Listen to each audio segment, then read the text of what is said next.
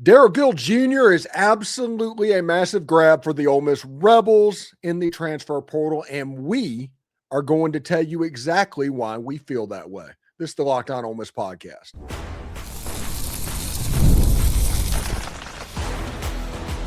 You are Locked On Ole Miss, your daily podcast on the Ole Miss Rebels, part of the Locked On Podcast Network, your team every day. Welcome to the Locked On Ole Miss podcast, the most watched Ole Miss podcast out there. I'm your host, Stephen Willis, a 10-year veteran member of the national media with Yahoo Sports and a former Ole Miss staff member as well. We're part of the Locked On Podcast Network, now the #1 sports podcast network, I think, anywhere, and that's all because of you. Thank you very much. We're going to spend this Saturday morning talking about Darrell Gill Jr. We're going to talk with Jackson Holzer of Locked On Syracuse about him and what Ole Miss fans can expect from this wide receiver. All of this and more is coming up on today's Locked On Ole Miss podcast. Remember, we're free and available on all the podcast apps and on YouTube. And a special hello to the insiders and everydayers who make this show what it is, and that is your team every day. Today's episode is brought to you by FanDuel. The college football playoff is here, and FanDuel is the best place to get in on the action all playoff long. So visit FanDuel.com to get your college football playoff boost every single game day. All right, Jackson, it is really interesting. You come from Locked On Syracuse. You've obviously seen Darrell Gill. Tell the Locked On Ole Miss listeners, the Loomers, what they can expect from Darrell Gill Jr. He is a tall receiver that can stretch the field. I believe he's listed around 6'3", 6'4", about $190. Maybe he can add on a little bit more weight, but yeah, he's someone who can really stretch the field. This was someone that 2 years ago, he led the ACC in yards per catch. Actually, if you go on SportsCenter all the way back in, I think it was September, he was one of the top 10 plays on SportsCenter because he went up and he mossed someone from some random school in the FCS for Syracuse last year and had over 180 yards in that game. But that's exactly what I think Ole Miss fans can expect from Darrell Gill. I don't know if he's that elite #1 wide receiver that you are looking for, but if you're looking for someone that can stretch the field, that can be a red zone threat, this is someone who I feel like could fit that bill.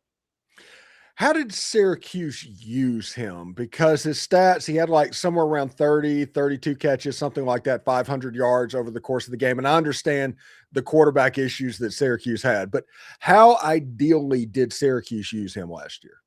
So I want to take you back to 2024 because that's when we saw Darrell Gill really first kind of burst onto the scene for Syracuse. Syracuse a couple of years ago actually had the #1 pass offense in the nation. They were led by Kyle McCord, and they had a whole bunch of weapons. And Darrell Gill was maybe the 5th or the 6th option of that offense. But he was able to somehow carve out a role with all the different weapons that they had at Syracuse in 2024. And his role was to simply stretch the field. You saw him a lot of times on vertical routes, whether it was down the sideline or over the middle of the field. And we thought that breakout season could come for Darrell Gill in 2025. We'll talk about the quarterback situation in a moment. But Syracuse, for the most part, I felt they used him in a pretty similar way, which is they like to have him go deep. They like to have him go across the middle of the field as well. This isn't someone where, you throw him the football, you throw him a bubble screen, and you see what he can do with the ball after the catch. This is someone who you're looking to really stretch the field. I don't know how familiar you are with the wide receiver in the offense at Ole Miss. So whenever I ask the question, he's obviously not a DeSean Stribling type who was the 220-pound wide receiver that would just run you over. He appears to be the complementary piece, the kind of the Trey Wallace that Ole Miss had on the outside, on the other side of the field. If you have that, and if you need him to be the #1 wide receiver, which is kind of what they're looking at him to be, he's going to wear the #1 jersey likely at Ole Miss. How do you think is the best way to utilize his skill set? We know that he can run. I've seen excellent body control in the early part of doing basic scouting reports. How would you use him? That's hard to say because I think it's a lot of it is going to rely on the coaching and the situation that is overall around him as far as the quarterback, because I think that he can expand his game, particularly in the short and intermediate passing game. But if he can do that, this is someone who I do think has an NFL caliber ceiling. at Ole Miss. In the right environment, he could burst onto the scene. I think he is. I sent this to you when Ole Miss was about to get him. I think he's better than what his numbers indicate. We just couldn't really see that in 2025. For Ole Miss fans who aren't really familiar with Syracuse, and don't worry, I'm not expecting you to really be familiar with Syracuse. That's okay. Let me tell you about Syracuse's quarterback situation last year, okay? They had this guy by the name of Steve Angeli. He was a transfer from Notre Dame, and through the first 3 3/4 of the season, he was really good. He was leading the nation in passing, and Darrell Gill was going to have a really good year for Syracuse. And then he goes down with the torn Achilles in the Clemson game in the third quarter, and it was a huge bummer. The backup quarterback was a guy by the name of Ricky Collins, and Ricky Collins was so good that he is now going to be throwing passes for Kennesaw State next season. Translation, he was awful. But it's okay, because his backup, I'm not joking, I know, was a walk-on, true freshman lacrosse player. I did not stutter. I'm not exaggerating. I'm not making it up. That's what it was. So Darrell Gill and the rest of the offense, their numbers, it was a nosedive after that. Nobody was going to be able to thrive in that offense. I mean, I'm not super duper familiar with Ole Miss and everything, but when I think of Ole Miss and receivers, I think of when they had Elijah Moore and A.J. Brown. I'm going to tell you right now, A.J. Brown and Elijah Moore, even in their current state, which is in the National Football League, would not be able to put up any numbers with Syracuse's quarterback situation. I'm telling you, they wouldn't be able to do it. So Darrell Gill, I do think the tools are there for him to really take a jump next season. But ideally, entering the year, you would want him to be more of a support piece and just hope that he can grow to be even more than what he is right now. Yeah, it should be interesting. And when we come back real quick, I will tell Jackson what the Florida football scout, Brian Smith, had to say about Syracuse's quarterback situation and why I was giggling just a little bit. I wasn't being disrespectful. It's just because Brian was talking about that earlier on in the week as well. So whenever we come back, we will talk about that. The college football playoff is here, and FanDuel is giving customers even more ways to get in on the action every single game day of the playoffs, because right now, every college football playoff game day, FanDuel users are getting a profit boost waiting on them in the app. Here's what I love about it. You get the profit boost on the app and use that on the bets you already feel good about. You either ride with a favorite that you think that team can control the matchup, or take the shot of an underdog pulling the upset, or maybe build a parlay to where the players in the moments that you think will decide the game, they come to the forefront. Then you apply the profit boost and go after even bigger winnings. And when you win, FanDuel pays out instantly, which is perfect for playoff football. FanDuel is the best place to get in on the action all playoff long. So visit FanDuel.com to get your college football playoff profit boost every single game day. Do us a favor, like, subscribe, and comment on this video. Subscribe to the podcast on whichever audio podcast you're listening to and give it a 5-star review. It costs absolutely nothing, but it helps keep all of this free. Thank you for making Locked On Ole Miss your first listen of the day, and thank you for making Locked On the #1 sports podcast network in America. That's all you. You already live your team every single day. Now take it up a level and go ad-free. Join the Everydayer Club today and get Locked On Ole Miss with no interruptions, members-only Discord access, and more, all for just $5 a month or $50 per year. Go to lockedonolemist.supercast.com or check the link down in the show notes below to learn more. All right, so Jackson, I was talking with the Florida football scout. It was a couple of days before the Gill announcement came, and Brian started walking me through the quarterback situation as it played out. And he was even talking, it's like Syracuse was up on Clemson by like 30 points in the third game or something like that. And he popped his Achilles. And after that, it was just a clown show, just one after another. It turned into a what could go wrong offensively for this football program. And so while you were recounting that, I was picturing his conversation, because Brian's not a Syracuse fan at all. He's somebody that was just around the ACC paying attention to what was going on, and you just could see that he couldn't believe what he was seeing. Again, I don't think anyone would have been able to thrive. Yeah. Like take all the best receivers in the nation last year. Like take Ohio State's receivers, who had probably the best duo in the nation a year ago, Carnell Tate and Jeremiah Smith. Yeah, they would be neutered in Syracuse's offense a year ago. They would be nothing. You would not hear about them on draft boards. I'm telling you right now, it was that bad. Ricky Collins couldn't throw a football, which is shocking because he was a 4-star recruit that was recruited by LSU. LSU's in his backyard, and now we know why LSU didn't want to keep him, because he can't throw and he can't see. And then you have a lacrosse player playing quarterback. Like, you can't.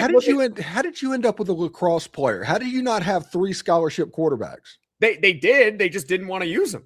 Oh, they had other quarterbacks on the roster, but I guess they were so bad, according to our head coach, that he felt the best option was to play Joe Filardi, which is his name, the lacrosse player. And look, I just want to say, like, hats off to Joe Filardi, because like he tried his best. He gave it his all, but like in no way, shape, or form should he have ever been on the field at all.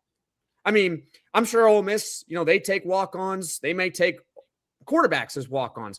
You wouldn't think that any of those quarterbacks would see the field in their true freshman season. Like, that's just that's unheard of. And so that's what Syracuse was dealing with last year. They went from having what was going to probably be an elite offense in 2025 with Steve Angeli and Darrell Gill as one of the top options to the worst offense in the nation, but by far. I mean, they were probably the worst team in all of Power Conference football without Steve Angeli. They lost to Boston College by multiple scores on their home field. Boston College was a 2-10 team. So that's just a long-winded way of me saying that you look at Darrell Gill's numbers last year and you say he only put up 500 yards. And what I would tell you is that I think it could have been probably 1,000 yards if Syracuse's quarterbacks had simply been healthy. And Ole Miss has built a little niche over the last few years, and they found wide receivers that played for teams that had quarterback issues, much like Syracuse did this year. Last year was DeSean Stribling at Oklahoma State, which they famously didn't have a quarterback. I think Alan Bowman was in an 8th year of college at that point. Or Trey Wallace was at Penn State, and I am not a Drew Aller guy. I never have been. Their wide receiver game was stunted. Them identifying Darrell Gill, you're probably exactly right, because they are pretty good at seeing, oh, this guy could be a real good player, because they have a guy on their roster right now named Deuce Alexander. He's a guy that played at Wake Forest 2 years ago. He caught 20, 25 passes maybe for about 200 yards. He was an absolute weapon in the SEC on the outside once he got into the system. So I'm honestly not trying to patronize you or anything like that, but you should take it a little bit as a compliment that you had, this got identified, because they're pretty good at doing it. I'm not going to sit here and think anything of it, because if anyone was harder on the team, it was me. I mean, like, I described it to you and I wasn't hesitating. I mean, it's a shame that that's how it had to be, but that's how it had to be. And who knows what would have happened if Steve Angeli had remained healthy. But, Darrell Gill, a couple of years ago, Darrell Gill, you look at it, you say 500 yards. That was 500 yards with LaQuinn Allen on the team, who's an NFL running back, Aronde Gadsden, who's an NFL tight end. He plays for the Chargers. He's probably the most notable out of everyone I'm going to mention. Jackson Meeks was a transfer from Georgia who put up 1,000 yards. And Trevor Pena, who was one of the leaders in catches in the ACC that season, who then transferred to Penn State. So those 4 guys, just spread across positions, all had a bigger role in the offense than Darrell Gill. And Darrell Gill was the one guy behind them that was able to carve out a role. And so we thought that the breakout was going to come last year. It sort of looked like it was trending that way. I don't think he's a high volume type receiver. Like, I don't think he's going to go next year and lead the SEC in catches. But what I could see is that he leads the SEC in yards per catch, because he's done that in the ACC. Why can't he do that in the SEC? I understand. Yeah, I know it's a tougher conference and all that and all the stars. I understand that, but you're going to put them in a better situation with better quarterback play and better coaching.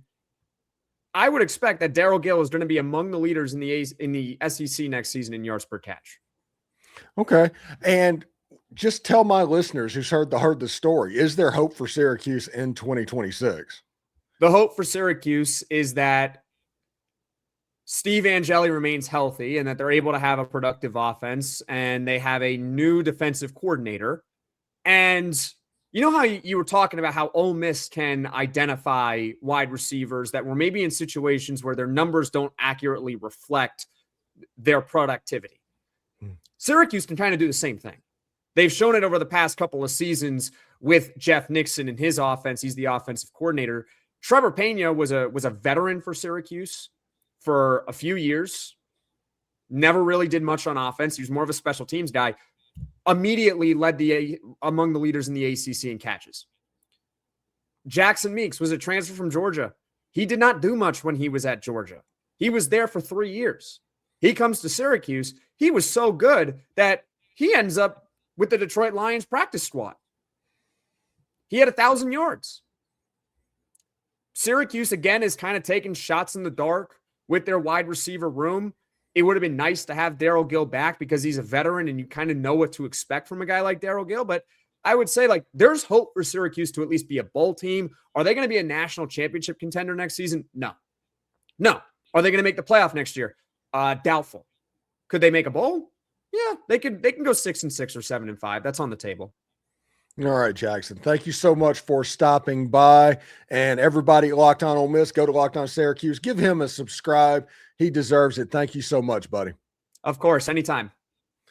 All right. Jackson Holzer, Locked On Syracuse, right here coming in. Thank you for tuning in to today's Locked On Ole Miss. We're going to continue with the transfer portal all the way through this month. Make sure you subscribe and follow the show so you can get all of the latest episodes as well. We're on all of the social channels, so check that out as well. You know, be one of the first to join the Everydayer Club and get your show ad-free and exclusive access to the members-only Discord. All you have to do is go to lockedonolemmiss.supercast.com, and it is right there for you to join. Thank you so much for that. For those of you on video, we're going to send you the first ever 24/7 National Locked On Podcast Network YouTube channel. On audio, make sure you check out a second listen, either Locked On College Football or Locked On SEC is right up your alley. Hotty toddy, everybody. And we are through with the attrition portion of the transfer portal. Now it is all about acquisition. So we'll see how that's going. Hotty toddy, everybody.